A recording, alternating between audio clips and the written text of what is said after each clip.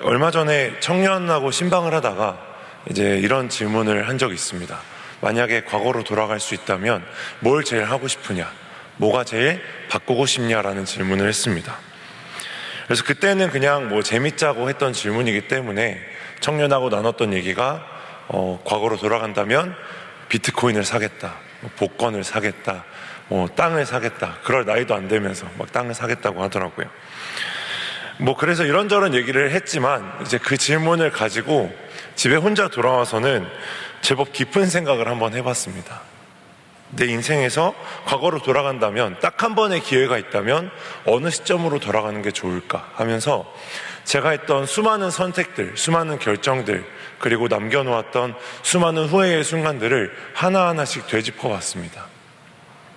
이때 이런 결정을 했다면 조금 더 내 삶이 풍요로워졌을 텐데, 이때 저런 결정을 했다면 조금 더 평탄한 길을 걸어갈 수 있었을 텐데, 이때 이런 결정을 했다면 나에게 소중한 사람을 잃지 않을 수 있었을 텐데, 이런 생각들을 하면서 제 밤에 잠을 못 이루고 있었습니다. 근데 그 당시보다 물론 지금이 조금 더 경험도 쌓이고 소위 말하는 이래저래 대여본 경험도 생겼기 때문에 그때보다 현명한 선택을 할 수는 있겠지만, 또 가만히 생각해보면 바꾸기 쉬운, 또 바꾸고 싶은, 바꿔야겠다는 순간들도 딱히 없더라고요. 왜 그러냐면 지금 제가 하는 선택이 진짜로 그때의 선택보다 낫느냐 하는 확신이 없기 때문입니다. 아까 말씀드린 대로 지금이야 조금 더 안전한 선택을 할 수는 있겠지만, 제가 지금까지 살아오면서 했던 수많은 결정들, 수많은 선택들, 또 그로 인해 만났던 후회의 순간들, 고민하고 성장하고 그랬던 순간들이 어떻게 보면 내가 봤을 때는 후회고 제가 생각했을 때는 좋지 못한 선택이었지만, 하나님이 보셨을 때는 그게 나라는 사람을 성장시키기 위해서, 지경을 넓히기 위해서, 조금 더 시야를 넓히기 위해서 반드시 필요했던 과정이 아니었을까. 그런 모든 조각들이 모여서 지금의 저라는 사람을 만들어내고 있는 거라면, 그 모든 순간들이 모여서 지금 제가 이 자리에 서 있는 거라면 그 한 번의 선택을 바꾸는 것도 쉽진 않겠다. 그래서 그 모든 선택들이 나한테는 귀한 선택이었구나, 나는 과거로 돌아가느니 그런 생각하지 말고 그냥 오늘이나 내일을 열심히 살아야겠다라고 하면서 잠에 들었던 기억이 있습니다. 오늘 본문에서 바울이 만난 순간, 이 선택의 순간도 아마 그 인생에서 굉장히 중요한 순간이었을 것입니다. 바울은 예루살렘으로 올라가려 했습니다. 그런데 주변 사람들이 바울을 말립니다. 바울이 예루살렘으로 가기까지 예루살렘에 가지 마십시오라는 말을 들었던 것이 오늘 본문을 포함해서 2번입니다. 이전에는 제자들을 통해서 들었고, 오늘은 아가보라 하는 선지자를 통해서 들었죠. 이들이 바울이 예루살렘으로 가는 것을 막았던 이유는 가면 어떤 꼴을 당하게 될지 뻔했기 때문입니다. 그것도 그냥 그 사람들의 추측 때문이 아니라, 그냥 바울이 그리스도의 복음을 가지고 예루살렘에서 전하면 그 사람들이 불편해하겠다, 싫어하겠다라는 추측 때문이 아니라 무려 성령의 감동을 통해서 알게 되었대요. 가면 결박당하고 핍박당하고 목숨이 위험할 수도 있다, 좋지 못한 환난을 당하게 될 것이니까 예루살렘에 가지 마십시오 하고 말립니다. 그래서 어쩌면 바울에게는 그렇게 들렸을 수도 있겠다 싶습니다. 이게 하나님의 인도하심이 아닐까? 그냥 사람들이 제가 생각했을 때 가면 좋지 않을 것 같습니다, 가지 마세요 하는 게 아니라 선지자가 와서 성령의 감동으로 또 성령이 보여주셔서 봤대요. 가지 말래요. 그러니까 어떻게 보면 나의 위기를 막으려는, 이 발걸음을 보호하시고 나의 모든 걸음걸음을 인도하시고 안전하게 지키시려는 하나님의 안배가 아닐까라는 생각이 들 수도 있었겠다 싶지만, 바울은 그렇게 듣지 않습니다. 바울은 13절에서 이렇게 말합니다. 어찌하여 울어 내 마음을 상하게 하느냐? 나는 주 예수의 이름을 위하여 결박당할 뿐 아니라 예루살렘에서 죽을 것도 각오하였노라. 바울은 20장에서도, 그리고 오늘 본문이 포함된 21장에서도 이렇게 말하고 있습니다. 내게 맡겨진 사명, 하나님의 은혜의 복음을 증언하는 일을 다하기 위해서는 목숨까지도 귀하게 여기지 않으며 결박뿐만이 아니라 죽을 것도 각오하였노라 라고 말하면서 그저 앞으로 뚜벅뚜벅 걸어갈 뿐입니다. 자신을 향한 두려움, 또 가지 말라는 만류의 말들, 자기 마음속에 있었던 그런 불안함과 두려움들을 바울은 어떻게 담대하게 이겨내고 나아갈 수 있었을까요? 그것은 바울이 그 모든 염려와 걱정을 불식시키시고 훌륭히 사명을 마치게 하실 은혜의 결과를 염두에 두고 있었기 때문이 아닙니다. 지금은 너희들이 그렇게 말할지 모르나 나는 그렇게 믿지 않는다. 내가 복음을 가지고 나아가면 하나님이 거기서 나를 지키실 것이다. 그런 믿음을 가지고 나아가고 있는 게 아닙니다. 그러니까 너희는 염려하지 마라. 내가 가서 어떤 일을 당해도 하나님께서 그걸 선하게 바꾸실 것이다. 난 다시 너희들에게 돌아올 것이다 라고 말하는 믿음 때문이 아니었습니다. 바울은 그렇게 될 것도 각오했다 라고 말합니다. 죽지 않게 두실 것을 믿는 믿음이 아니라 죽어도 괜찮다라는 믿음이 있었기 때문입니다. 저는 바울의 이런 고백을 들을 때마다 막 마음이 뜨거워집니다. 저도 부족하지만 그래도 이 목회자라는 또 사역자라는 길을 걷는 사람으로서 정말 본받아야겠다.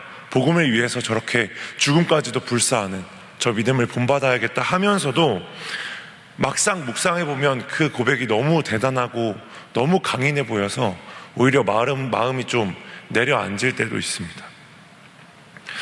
그리고 그때마다 늘 생각합니다. 바울은 어떻게 그렇게 죽음을 결단할 수 있었을까?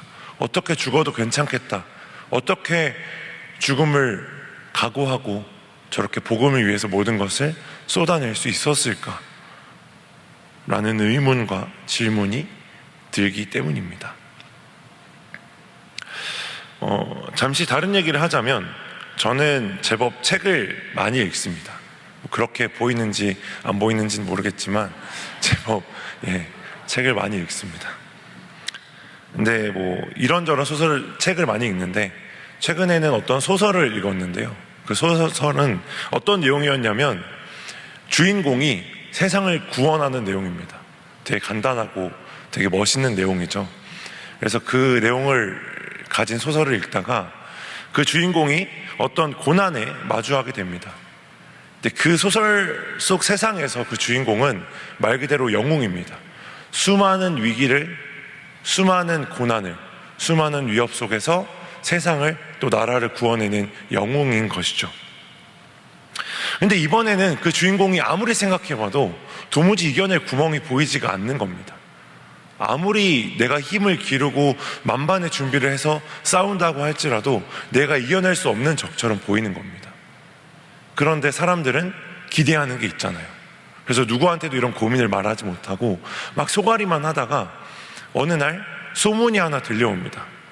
저기 먼 나라에 어떤 사람을 만나면 그 사람은 마음의 모든 불안함과 두려움을 없애주는 능력을 가지고 있다. 그래서 몰래 그 사람을 찾아갑니다. 또 겉으로 다 사람들한테 소문내고 가면은 야, 저 사람 겁먹었대 라는 소문이 날까봐. 그래서 몰래 찾아갑니다. 그래서 요구를 하죠. 내가 이런 큰 싸움을 앞두고 있는데 좀 마음이 불안하고 두려우니까 내 마음의 불안함을 없애주시오. 근데 대뜸 그 말을 들은 그 사람이 이렇게 말합니다. 저에게는 그런 능력이 없는데요. 아니 먼 길을 이렇게 달려왔는데 그게 무슨 무책임한 소리냐, 어떻게든 해봐라 라고 하면서 막 떼를 쓰니까 그 사람이 잠시 눈을 감아보라고 말한 뒤에 이렇게 말합니다. 저에게는 이런 능력이 있습니다 라고 하면서 그 사람한테 어떤 환상을 보여주는 거예요. 근데 어떤 환상이냐면 자신이 지난 모든 싸움과 어려움을 이겨내왔던 순간들을 보여주는 겁니다.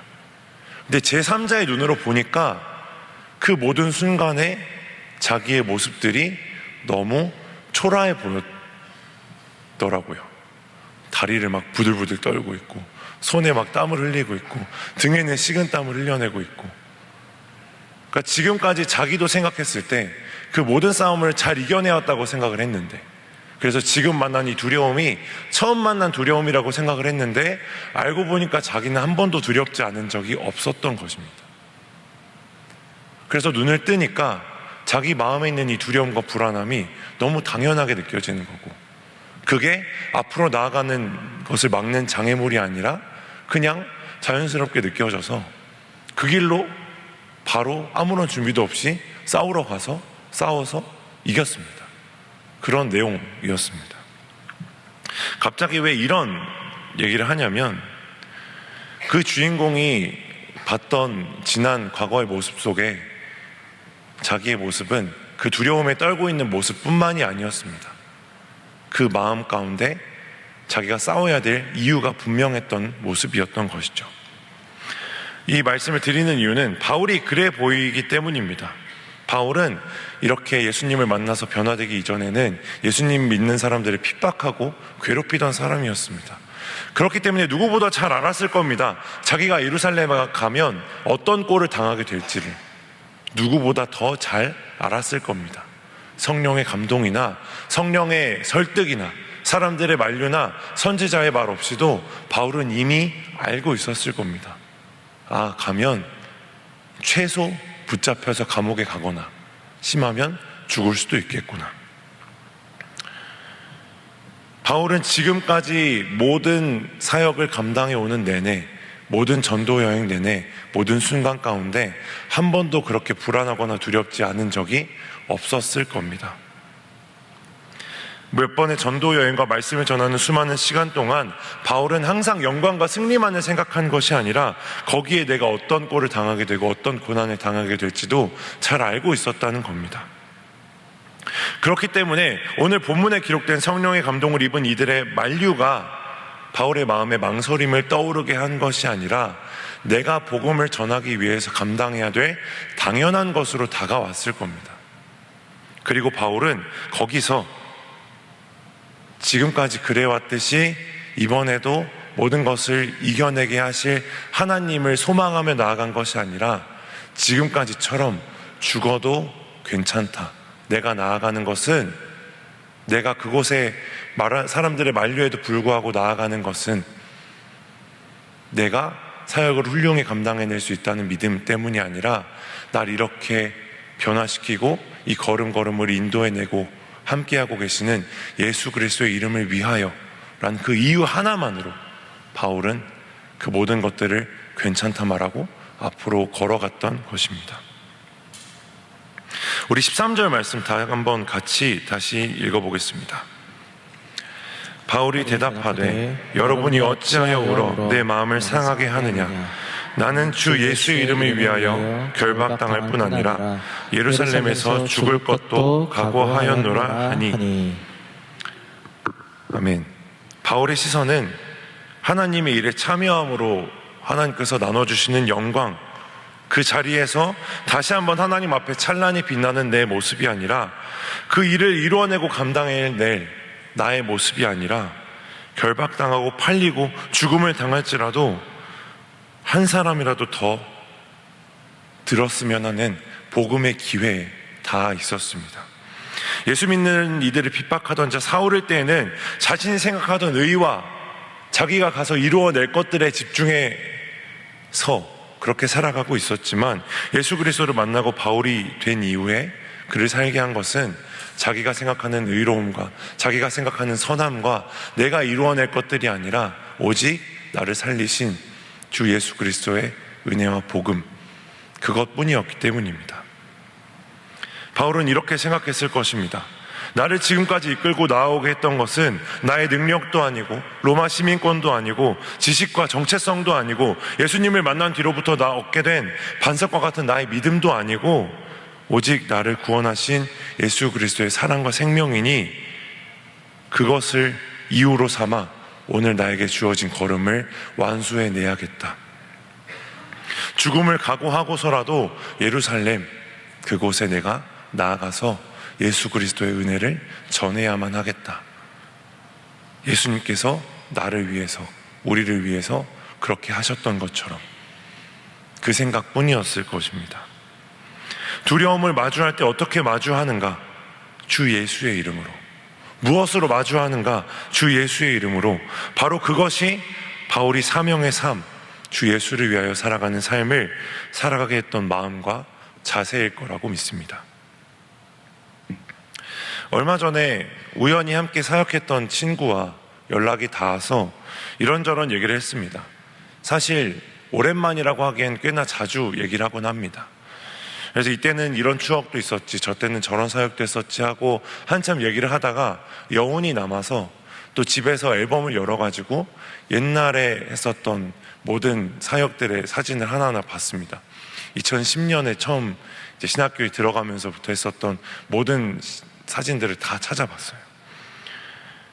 제가 봐도 진짜 열심히 살았습니다. 진짜 좀 대단했습니다. 뭐가 대단했냐면 제가 한 일이 대단했다는 게 아니라 진짜 열정이 대단했더라고요. 막 여름 사역이 많을 때는 8월이 31일이면 한 17일 정도는 수련을 하고 있었고 한 5일 정도는 빨래를 돌리고 있었고 나머지 시간은 이동을 하거나 자고 있었고 엄청 열심히 살았었습니다. 반면에 지금은 어떻느냐 하면 그 정도 체력이나 열정은 조금 안 되는 것 같아서 마음이 조금 씁쓸하더라고요. 사실 얼마 전에 청년부 수련회 다녀왔는데 막 청년들이랑 뛰면서 찬양을 하는데 예전에는 1시간 그렇게 찬양해도 괜찮았거든요. 지금은 한 곡 딱 끝나니까 주저앉고 싶더라고요. 이제 우리 그만하고 기도하고 마칠까요? 라고 하고 싶은 마음이 들어서 조금 마음이 아팠습니다. 하루가 다르고 1년이 다른데 20살, 갓 20살이 됐던 저와 그래도 시간이 조금은 흘러서 한 30대 중반을 진행하고 있는 제가 어떻게 같을 수 있겠습니다만, 같을 수 있겠습니까만, 그런 것보다 더 많이 달라졌다고 느끼는 것은 마음의 모양과 마음의 자세였습니다. 그때와 지금을 비교했을 때 가장 큰 것은 그때는 해야 할 이유, 하고 싶다는 마음, 해야겠다는 마음이 제가 하는 모든 선택의 이유였습니다. 근데 지금은 할 수 있을까? 해도 될까? 했을 때 이게 성공할 수 있을까라는 가능성을 점쳐보는 게 제일 앞에 와 있더라고요. 그것을 원하는 이들이 있을까? 예전에는 처음 만나는 아이들, 처음 만나는 사람들과도 막 열심히 붙들고 기도하고 막 찬양을 했어요. 근데 지금은 앞에서 내가 이렇게 얘기를 했을 때 저 사람들이 어떻게 들을까? 저 사람들이 받아들일 수 있을까? 이 시간이 성공적으로 흘러갈까 하는 계산하는 마음이 조금 더 앞에 와 있더라고요.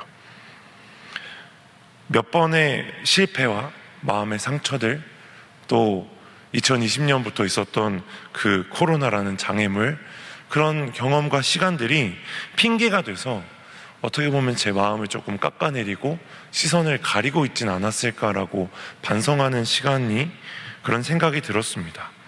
사랑을 하고 싶어도, 어떤 말씀을 전하고 시간을 가지려고 해도 상대방이 그걸 원하지 않으면 어떡하지? 복음을, 예수 그리스도의 은혜를 전할 때 그 은혜를 저 사람이 듣고 하나님을 느끼고 하나님의 사랑을 알았으면 좋겠다라는 마음보다 저 사람이 이렇게 반응하지 않을까? 덜 상처받길 원하고 조금 더 안전한 방법을 찾고 있는 저를 보았을 때, 1시간이 아니라 3분 뛰고 힘들어서 주저앉았던 저를 발견했을 때보다 마음이 조금 더 씁쓸하고 아팠습니다. 요한복음 14장 27절에서 예수님은 이렇게 말씀하십니다. 평안을 너희에게 끼치노니 곧 나의 평안을 너희에게 주노라. 내가 너희에게 주는 것은 세상이 주는 것과 같이 아니하니라. 너희는 마음에 근심하지도 말고 두려워하지도 말라. 예수님은 이 땅에 우리를 구원하시기 위해서, 평안을 주시기 위해서 오셨지만 그 과정을 생각해 보면 구원과 평안과는 거리가 너무나 먼 모습이었습니다. 오히려 당시에 세상에서 말했던 평안과는 정반대의 자리에서 예수님은 그 모든 사역을 감당하셨습니다. 베들레헴의 마구간에서 태어나셨고, 예루살렘이 아니라 시골 나사렛에서 자라나셨고, 사람들이 목숨보다 귀하게 생각하는 율법을 어기는 모습도 보여주셨고, 죄인들과 거하셨습니다. 너희의 죄를 회개하고 나를 믿어야 구원을 얻는다고 말합니다. 예수님은 평안을 전하고 계셨지만 듣는 사람들은 항상 불편해했습니다. 불쾌해했습니다. 자기들이 말하고 지키는 의와 비슷하지만 또 전혀 다른 것을 말하는 예수님이 얼마나 불편했을까요? 예수님 자신도 그렇죠. 인간 예수로 오셨습니다. 창조주가 피조물의 모습을 입고 오셨습니다. 고난을 앞에 두고 배신과 고통, 죽음, 온통 무너지고 끝나는 불안과 두려움을 꿰뚫어 보시면서도 그 길로 부딪혀 나아가셨습니다. 할 수 있으시거든 이 잔을 내게서 거두어 주시옵소서 하지만 결국에는 내 뜻대로 마옵시고 아버지의 뜻대로 해달라고 그 모든 길을 순종으로 걸어가셨습니다. 나를 위해서요, 우리를 위해서요, 그 죽음과 십자가를 감당하셔서 평안과 구원을 이루어내셨습니다. 우리가 그 구원과 평안에 참여하는 방법도 그렇죠. 우리는 먼저 우리가 죄인이라는, 죽을 수밖에 없다는 것을 인정하는 불편함을 겪고 나서야만 참된 평안과 위로 가운데 거할 수 있게 되었습니다. 예수 그리스도의 복음, 이것이 우리 가운데 이루어지는 이 모든 과정 가운데 할 수 있을까라는 질문은 없었습니다. 요한복음 3장 16절에 기록되었듯 예수님께서 하셨던 모든 일에는 하나님께서 세상을 이처럼 사랑하사라는 이유만이 있었을 뿐이죠. 그 모든 이야기를 알고 있고 믿고 있는 우리이지만요, 여전히 우리는 우리의 생각과 기대와 평안이 깨지는 것을 두려워하고 싫어합니다. 매일 지속되고 유지되는 나의 삶이 계속 되길 원합니다. 하나님 앞에 가진 나의 기대가 그대로 이루어지길 원합니다. 부모님께 기대는 나의 기대, 자녀에게 기대는 나의 기대들, 우리 삶에서 이루어져 왔고 앞으로 이루어지길 바라는 하나님 안에서 빛나는 나의 모습이 깨지는 것을 불편해하고 싫어하고 불안해하고 두려워합니다. 여전히 우리는 믿음 안에서 걷는다 말하면서 그 걸음을 내디딜 때마다 생각하고 있을지도 모릅니다. 정말 해도 괜찮은 걸까? 할 수 있는 것일까? 복음과 은혜를 위해서 하는 행동과 결정에도 어느새 저런 생각들이 앞서 있을지도 모르겠습니다. 그러나 예수님은 그런 우리에게 말씀하십니다. 나는 너희의 선한 목자다. 목자는 양을 좋은 곳으로 이끌어갑니다. 잘 수 있는 곳, 쉴 수 있는 곳, 샘이 있는 곳으로요. 그곳으로 따라가려면 목자를 따라서 앞으로 나아가야 합니다. 산도 있겠고 돌밭도 있겠고 가시밭길도 있겠고 늑대를 만날 수도 있겠지만 거기서 양인 우리가 할 수 있는 것은 안전한 길을 찾아서 알아서 따라가는 것이 아니라 혼비백산에서 도망치는 것이 아니라요, 여기까지 나를 지켜왔고 나를 이끄실 그 목자의 인도하심을 믿고 따라가는 것뿐입니다. 나를 지켜왔던 것이 울타리가 아니라, 푸른 초장이 아니라 목자의 목소리와 그 지팡이라는 것을 믿고 의지해서 그저 목자의 발걸음을 따라가는 것뿐입니다. 바울은 죽음을 각오하였다 말하지만 그것은 그의 결단일 뿐 바울은 죽음을 바라보고 있지 않습니다. 결박도 감수하겠다 말하지만 결박을 마음에 품지 않았습니다. 그의 눈에 가득 차 있던 것은, 마음에 가득 차 있던 것은 딱 하나였습니다. 주 예수 그리스도의 사랑과 은혜, 그 복음 뿐이었습니다.